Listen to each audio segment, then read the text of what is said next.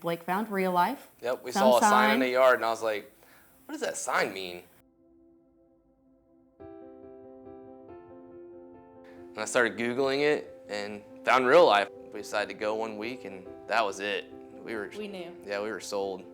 I love the raw, the real, that outside of what the name of the church is, Real Life Sango. I really loved how real it was. So I told her, I was like, this is great. This is like a full circle congregation. I was like, this is what it feels like it should be. Freddie P, I don't know, we've moved so much and listened to so many different pastors and that kind of thing, and I didn't really grow up around it as much, but as soon as I heard him, I knew, because we moved so much. We were always on the, okay, what's next? Where are we gonna move?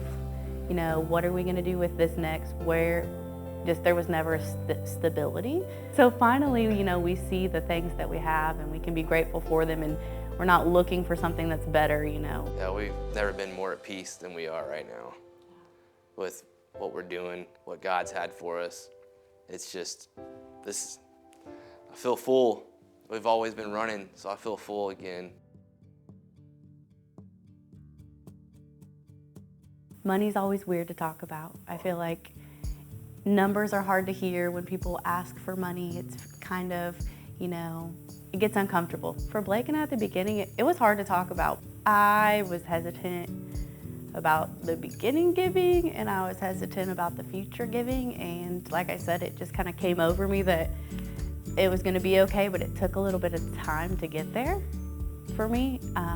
So Blake and I had a lot of conversations when we first talking about our time and what we were going to give and that kind of thing.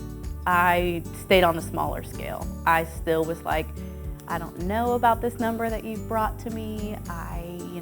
I still was hesitant with that number. In all honesty, we've just never had much, so when you plan on that, you have to really go out on a limb there to have that faith, and that's exactly what we're working on, is having a faith and knowing that it's gonna be okay, and it's gonna be for goodwill. When we were looking for that number, it just kept playing in my mind. Where will we go on Sundays? What will we do on Sundays if there's no real life?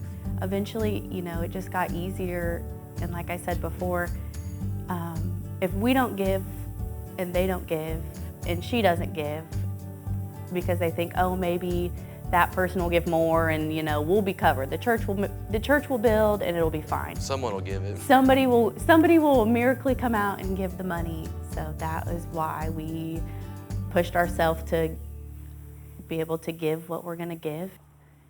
It was probably just one day that I came to you and I was like, okay, I'm okay with it now. She was at peace. I'm just okay with it. And he's like, okay. Something in me knew that it was okay. Still try not to think about the bad things that could happen. Oh, you know, he could lose his job next week, or financial, that could change, or, you know, what if we need that money for something?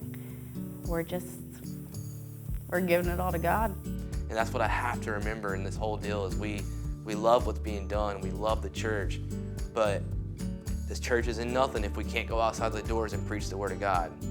And if we can't be courageous in that act. If we can't be courageous and we can't live this life for Jesus, then inside the church it's just empty. Whether we're here or not, we want to see this place light the world up on fire for Jesus. That's what we want to see.